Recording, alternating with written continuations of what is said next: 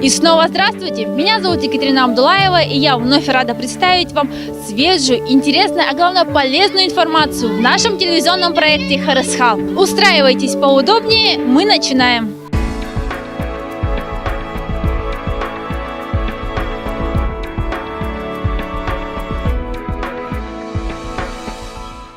Как помочь редкому ребенку чувствовать себя равным среди сверстников? Куда обращаться за помощью? Как определить тактику лечения и прогноз дальнейшего развития болезни? Именно об этом идет речь на межрегиональных конференциях «Редкие, но равные», которые проходят по всей России.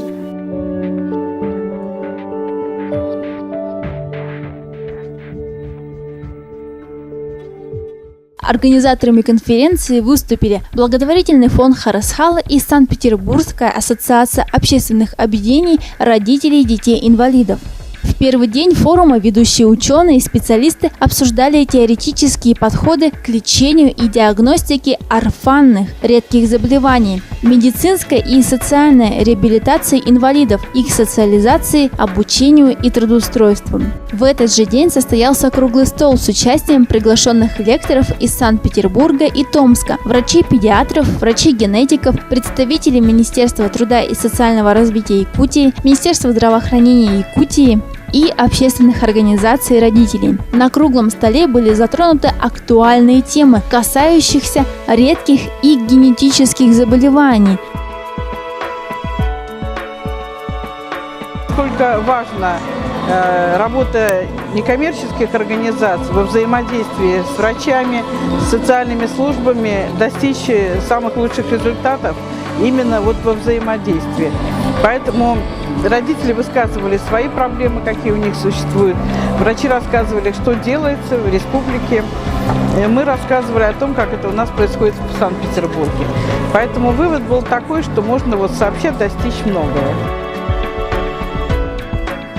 На второй день конференции в педиатрическом центре Республиканской больницы номер 1 Национального центра медицины Республики Саха-Якутия был организован настоящий праздник для редких пациентов.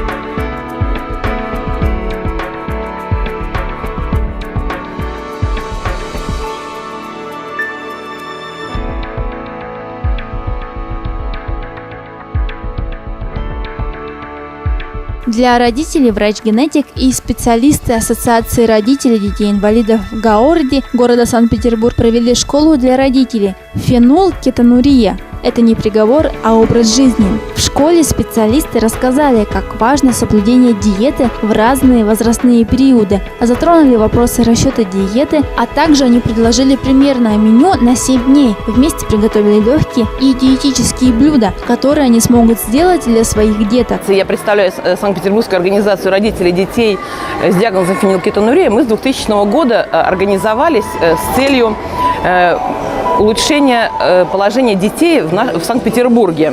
И вот за этот период, в течение 13 лет, мы добились того, что дети, которые раньше обеспечивались лекарственным питанием до 8 лет, сейчас они имеют возможность и после 18 получать необходимые лекарственные препараты, которые необходимы для улучшения качества жизни. У нас ребенок тоже с редким заболеванием. Нас пригласили наши медики, нам самим интересно участвовать в этой конференции, узнавать что-то новое. Тем более это первый раз для нас такой опыт. Ну и познакомиться с родителями. Многого узнаем, как поступают в других регионах с болезнями детей, каким образом объединяются, как они решают проблемы по завозу препаратов или спецпитания. На этой конференции присутствуют участники «Нутриция» компания. С ними также обсудили вопросы какие-то по необходимому питанию. Очень познавательно. И все же самое главное, родители детишек с ограниченными возможностями, в основном мамы, смогли получить консультации у ведущих специалистов Санкт-Петербурга и убедиться, они не одиноки.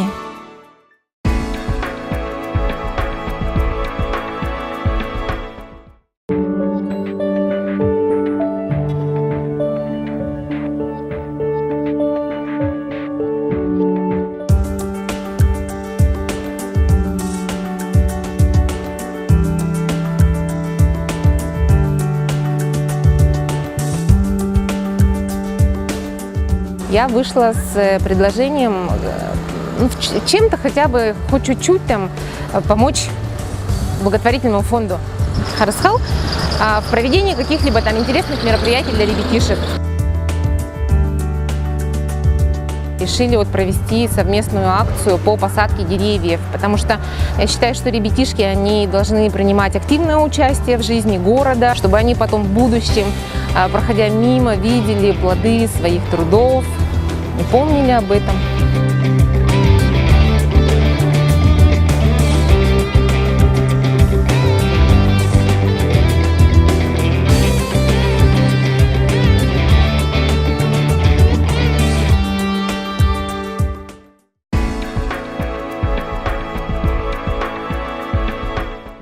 В рамках сотрудничества благотворительного фонда Харасхал с региональной общественной организацией инвалидов «Перспектива» в рядах школ Якутска проходят уроки доброты.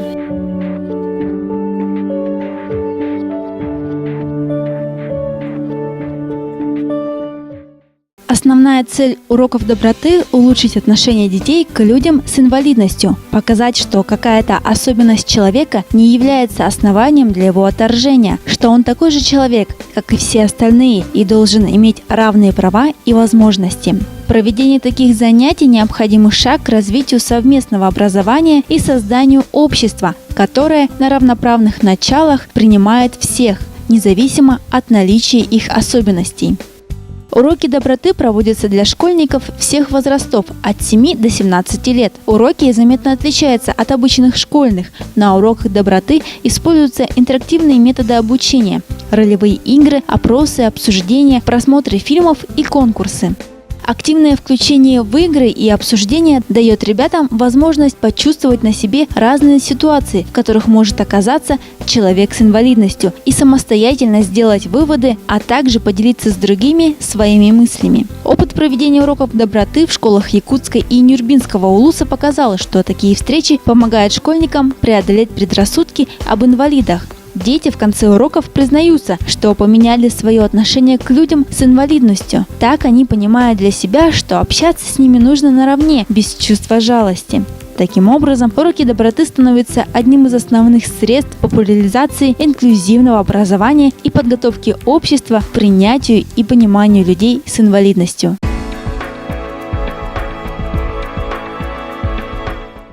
Профессия повар считается практической, и познают ее обычно в технических училищах. Маленьким воспитанникам благотворительного фонда Харасхал еще далеко до училищ, поэтому они пробуют свои силы в кулинарной мастерской.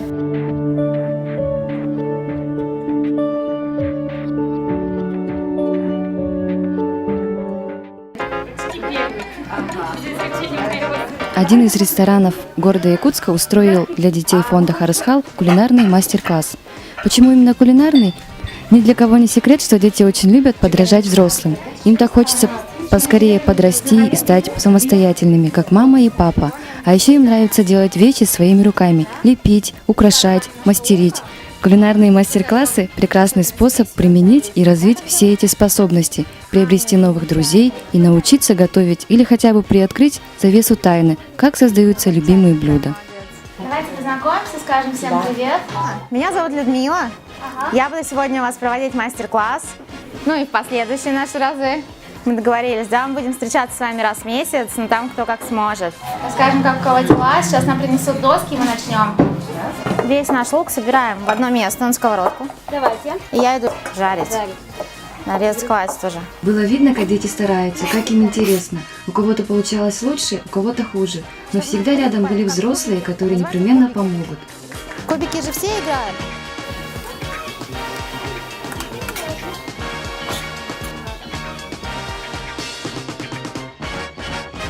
И мы делаем квадратики. Так, а нож, ага, у нас больше нет ничего, да? Так, и мы теперь сюда складываем наши кубики-рубики.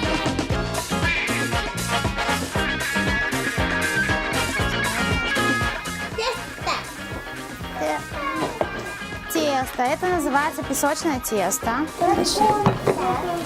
Мы передаем каждому кусочек теста. Меньшенький кусочек теста. Это тесто мы чуть-чуть мнем. Чуть-чуть. Сегодня с детишками из благотворительного фонда Харысхал мы готовили пирог киш-лорен. На самом деле сам проект сам по себе очень полезный, я думаю, и для нас, и для детей. Для меня в первую очередь всегда приятно общаться с детишками, потому что они очень открытые. А для детей мало того, что это развивает кулинарные способности, соответственно, мы делимся знаниями. Тактильное ощущение, естественно, то есть максимально, чтобы они общались с тестом, с продуктами. Сегодня немножко мы резали ножом. Вроде никто пальцы не отрезал, это хорошо. В любом случае, я считаю, что это хорошо, и мы с фондом договорились встречаться каждый месяц. Возможно, посмотрим, будет это и чаще. Очень рада видеть детей, на самом деле. Каждый раз.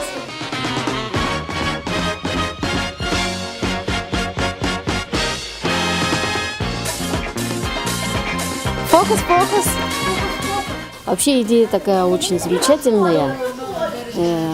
Я, можно сказать, вообще за. Потому что дети здесь не только общаются, они учатся домоводству, как себя в дальнейшем обслуживать. Если они будут самостоятельны уже по мере своего взросления, то это им очень в жизни пригодится. В итоге дети были в восторге. Своими руками они испекли эти пироги и сами же их потом попробовали. Это, несомненно, нужный опыт для ребят, ведь навыки самостоятельности так важны для них. В общем, мы договорились, что еще не раз приедем, чтобы учиться готовить и другие блюда, дарить друг другу радость общения и просто приятно проводить вместе время.